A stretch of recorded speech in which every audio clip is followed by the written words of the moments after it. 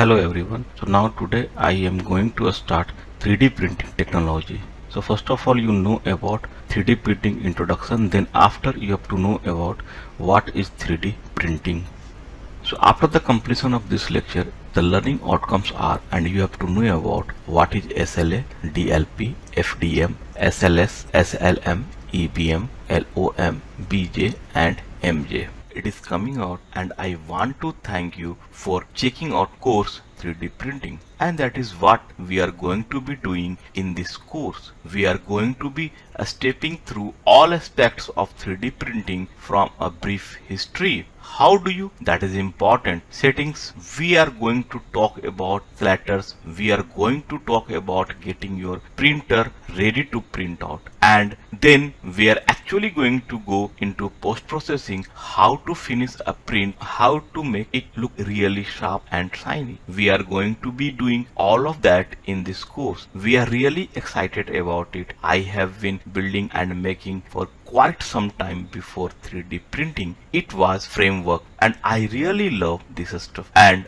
I had a lot of questions, and this course I believe will help answer most of the questions I know I had, and then more than I had to go out there and look for it. So again, I want to thank you. This is a lot of fun. I love making stuff. I love sharing what I know with people. I am a mechanical engineer. I am a mechanical designer technologist by day. Who would that is help people design online courses at local college. So I love being able to mix the two things, 3D printing teaching and putting courses together. So really excited about this. I hope you take the course just down the next topics to start. Thanks a lot. The next topics is your 3D printing overview. So let us start writing. So what is 3D printing now? Simply put, 3D printing is an additive process. We adding material to create an object. So if we look at the illustrations on the right, we can see that layers are stacked one upon each other to become an object. It is pretty cool. You have got nothing on your print bed, and then hours and hours later you have an object by material being added on layers stacked on top of each other. This is one method. There is other methods, but they all involve adding things to other things to create the shape, and this is a lot different than a lot of other manufacturing process. If you think of, I use the example of say an artist creating something on a marble. You start with a block of marble and you chip pieces a way to get your object with 3D printing being added to process. You are adding material to get the object, and it does this by taking your 3D drawing that you either downloaded or you created in something like Fusion 360, and it converts that to math, which we all love math, right? And it uses that math, sends it to the 3D printer, and it creates a solid shape using one thin layer at a time. And that is where the magic happens. When we come down in the morning or we go down there after hours and we see something it is starting to be create, we look to the right, we see this boot, and I don't know why someone printed a, but some print in a boot, maybe they needed a replacement for monopoly or something, I don't know, but you can see the little layers in this print, and that is what we are talking about with the editor process. We are adding one layer stacked on top of another. Now there are other types of printing technology, and let us take a look at them. Okay, so the two models that we will look predominantly are the two most popular model. Now the most popular printing process is fused deposing modeling, or FDM, and that is like the one we just saw with the boot. It is a roll of filament being extruded through hot and through a nozzle, building a layer one building object and one layer at a time. So that is the one that when you are thinking of 3D printing, most of the times that is what you are thinking of, and that is what you are seeing on different sites like gears, paste in Amazon and Wharton. You know, the other very popular one is stereolithography or SLA, and you might have been seen this one look even more magical. It is when you have this sort of pull or photopolymer that you now sort of plastic that is affected by light or laser. And what will happen in you have this pull, the print bed lowers into it and a laser start shooting into this photopolymer, hardening it where it heat and has the print head raises from the pool of liquid. There is your shape, there is your object. So those are the two most popular fused deposition modeling or FDM being the most popular, and we will talk about why now. So again, there is other different processes that are out there. Some are more or for, and a lot of these are for different sort of applications. Some are more for scientific, some more for industrial. For example, fused deposition modeling, or a lot of these are also based off or similar to a stereolithography or SLA, in that they use a laser or some type of arc light. So like digital light processing, it is very much like a stereolithography or SLA, except instead of a laser, it uses like a hot arc heat from an arc light to actually harden a part, and centering is interesting. A stereolithography or SLA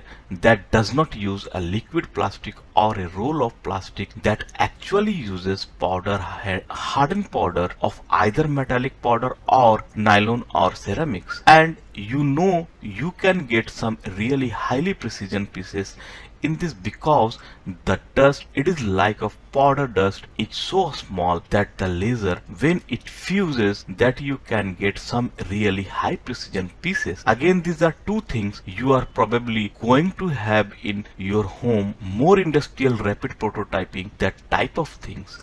And as you can see, there is even more. We have a selective laser printing, and that is where we are using different type of powders and different type of heat sources, and that is what all of these are different materials in different heat sources. For example, a laminated object manufacturing loom that using thin sheets of plastic that are actually rolled under heat and pressure to create solid object. So again, not something you are going to have in your house. These are all processes that are additive and that will create things over time, but mostly ones that we are going to see our home are going to be these two. We are talking again about the stereolithography, SLA and FDM, fused deposit modeling. And if we will look at these two images, we can see that on the right, the fused deposit modeling or FDM, that is what we are kind of used to seeing. Or if you are just getting into 3D printing,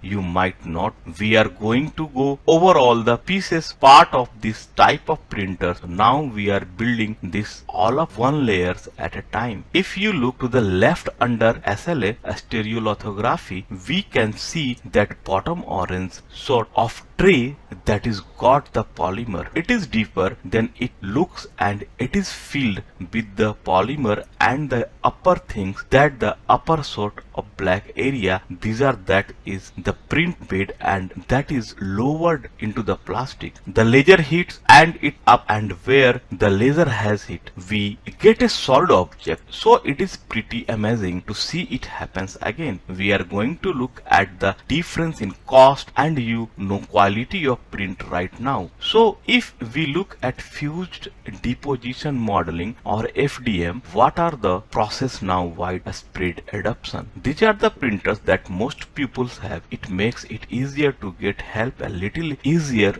to get advice in different groups. And I actually have links to some of those different groups and help areas in the last section below. Now the mechanism is simple to use. It relatively simple. It take a little practice, take a little time. They are affordable. You can get a 3D printer of 150 bucks, or the consumables are cheap rolls of filament. You can get them in low, as I have seen there, as low as rupees 1.5 lakh up to you know for the more exotic filament, more expensive. We will talk about filament in another lecture. Now some of the fused deposition modeling or FDM, it does require some through calibration because you got to make sure your print bed is very flat. The print quality is not as high as some of the other technologies since we are laying down this layer of plastic. We are stacking in one on top of each other. You know, you can sometimes see the airlines and you can sometimes get a little shifting. So it is not as super sharp, but it is still going for what is does it pretty amazing and it needs maintenance and care.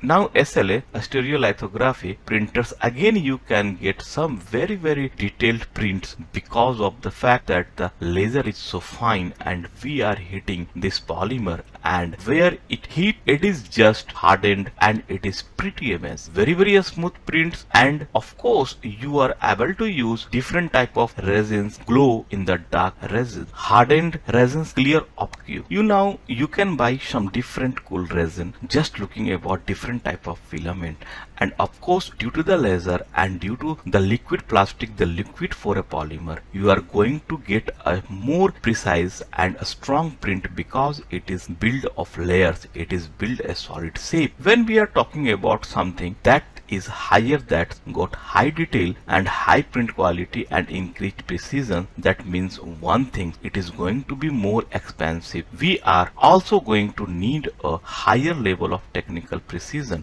with this type of printers because sometimes it can be tricky to figure out where you support go and getting the plastic setup. They can be a little trickier than a standard fused deposition modeling FDM printers. Again, they need maintenance and care, but to me that is any printer, and I think one of the bigger ones too is the expense of printing material. The printer itself we are taking about anywhere between the rupees 1.5 lakh up to rupees 10 lakh, and rupees 1.5 lakh it would be a very low and one very small bed.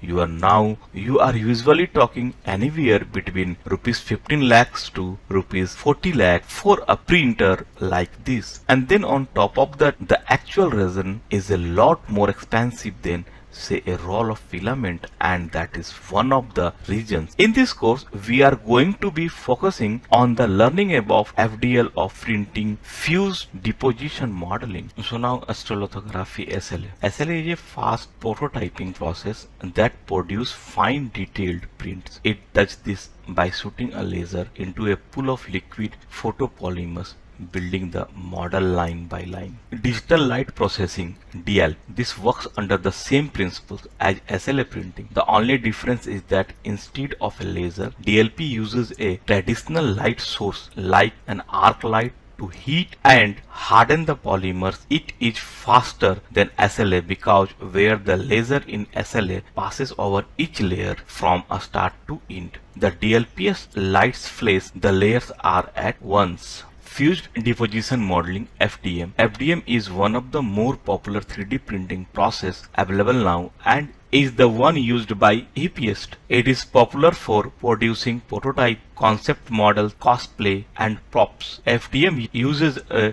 heated extruder to melt thermoplastic and build the solid object one layer at a time. Selective laser sintering SLS. So SLS printers use a high powder CO2 laser that heats and fuses particles together. The printer hardens powdered metal, nylon, and ceramic materials. Due to the fine nature of the powder, the model that this type of printer creates have a high precision. Selective laser melting. This printing process is similar to SLS in that it fuses powdered metallic material together, but SLM uses a laser to harden the powder. It does this by laying down a fine layer of powder, hitting it with a laser, then adding another layer that is then hardened. It is extremely precise. Electronic beam melting, EBM. EBM is very similar to SLM. The main difference is that the EBM uses an electron beam in a vacuum to harden the powdered material.